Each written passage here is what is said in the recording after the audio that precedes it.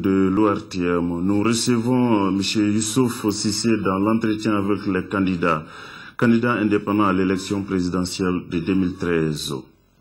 Bonsoir M. Cissé. Bonsoir.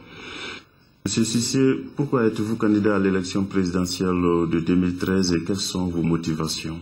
C'est pour apporter une réponse à la grave crise que traverse notre pays. Et cette crise remonte de très loin. Moi, je pense que depuis les années 60 jusqu'à maintenant, l'homme malien a été transformé sans qu'on ne le sache.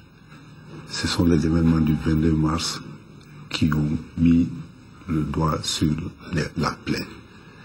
Donc, en tant que citoyen malien, je me suis dit que aucune personne ne viendra sauver le Mali sauf nous.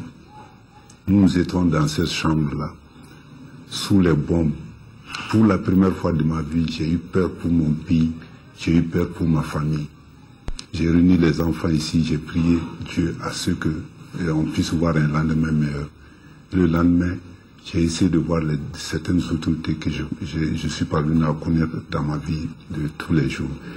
J'ai compris que ce n'était pas le Mali, c'était des questions d'intérêt. Donc pour cela, ma religion même me force. Wajibi dedo ni jamana be dinga kono. Ika essaie ka labo dinga kono. C'est pourquoi je me suis présenté à l'élection présidentielle. Je suis passé par les associations civiles. J'avais certaines vérités à dire que les gens ne pouvaient pas porter. Parce que généralement dans ces cas, on cherche le rétro ou bien on cherche la faveur de tel ou tel prince du jour. Donc, la motivation profonde, c'est quoi? Je suis né dans ce pays, je ne suis allé nulle part. J'ai vu les privations des plus démunis. Je dois tout à ce pays. C'est ce pays qui a fait de moi un magistrat. Donc c'est pour payer en contrepartie une partie de ma dette envers ce peuple qui souffre encore. Alors quels sont vos axes prioritaires pour sortir notre pays de cette grave situation sociopolitique et économique? Actuellement tout est prioritaire. Mais on n'a pas placé l'homme au centre du débat au Mali. C'est la cellule familiale qui forme l'homme, qui éduque l'homme. C'est cet homme éduqué qui peut faire face à toutes les situations de crise.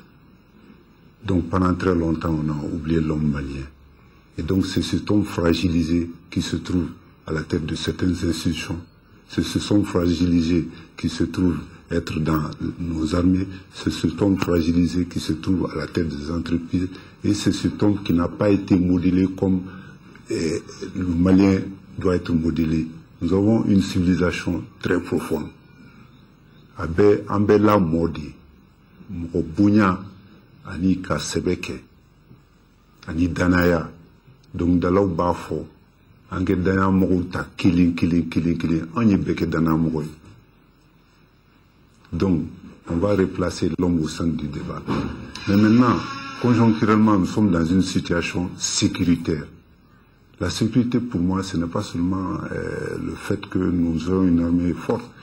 On a vu qu'aucune armée, en tout cas dans la sous-région, ne peut affronter seul le danger que nous avons affronté. Donc, très rapidement, nous devons aller vers des traités avec toute la sous-région. Si nous sommes unis, les charges de l'armée peuvent peser moins sur le développement.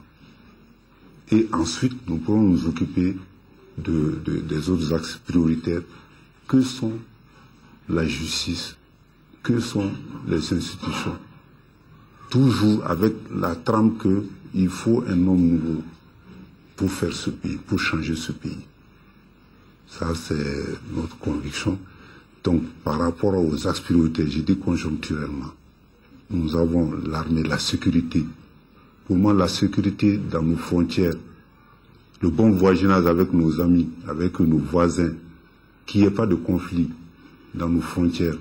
Ensuite, qu'il n'y ait pas de conflit entre nous aussi, à l'intérieur des villages. Chaque fois, on a ces sortes de problèmes. Ensuite, une institution forte comme la justice peut tout régler. Les gens peuvent faire ce qu'ils veulent, mais dès que tu rentreras dans le canevas de la justice, tu sauras qu'il y a une loi. Petit à petit, personne ne va oser tomber dans le tourbillon. Ça, ce sont les axes prioritaires. Envisagez-vous une refonte des textes de base du Mali et comment comptez-vous le faire? Généralement, au Mali, les textes sont souvent bons, mais c'est l'application qui demeure problème. Prenez le code sur l'environnement. Bien qu'il y ait de bons textes, mais vous assistez des industries déversent leurs produits chimiques dans le fleuve. Et les autorités eux-mêmes ont essayé d'obstruer le fleuve. Et nos nantis ont construit sur les berges du fleuve, nous empêchant, nous, pauvres, d'aller à la chose naturelle que Dieu nous a donnée, qui est l'eau. Alors que le code domanial interdit cela. Maintenant, il faut, s'il y a refonte des textes, on va aller vers la réforme agraire. Pour arrêter les spéculations, il faudrait que les citoyens aient la sécurité. J'achète un bien, dans beaucoup de pays maintenant, ce sont les titres fonciers qui sont de mise. Nous allons faire en sorte que tout le monde ait un titre foncier allégé. Nous allons, s'il le faut, aller alléger les textes sur les impôts pour que les commerçants puissent vivre de leur travail et sur la douane. Voilà quelques réformes. Et accélérer la mise en œuvre de l'enrichissement, les textes sur l'enrichissement illicite, qui font que quelqu'un qui a un bien est obligé maintenant à démontrer que ce bien n'est pas un produit de la corruption, ce qui n'existait pas autrefois. Mais je ne sais pas pourquoi le gouvernement tarde à faire sortir ce texte, bien que le ministère ait déposé dans les instants, je ne sais pas.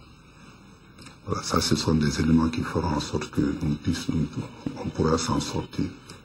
Monsieur Cissé, votre mot de la fin. Le mot de la fin, bon, que Dieu bénisse le Mali.